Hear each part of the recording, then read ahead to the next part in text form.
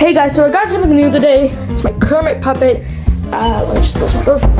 So yeah, I got this new Kermit puppet. He is used. I got him from one of my guys in my class. He has like a little business. It's called AUCK Candies. I also got strawberry watermelon prime from him for free. So yeah, this is my Kermit. I'm gonna be using him in videos, maybe just because Table 10 uses it. But he's a really nice puppet, no sling or leg and such. So yeah, I want you guys put a snap or something in another video. But he's gonna be I'm gonna be promoting him in one of my videos. So yeah, that's really cool.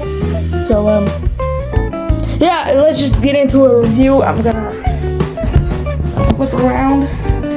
So here's Kermit. I'm gonna grab like one of the sticks from like here's a stick. Oh, this fucking hand. So I got this guy today at school. Hey, hi, it's me, Kermit the Frog, and I'm a frog.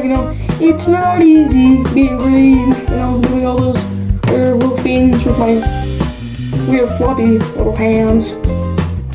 Man, there's floppy hands. So yeah, this is my Kermit. He's really cool.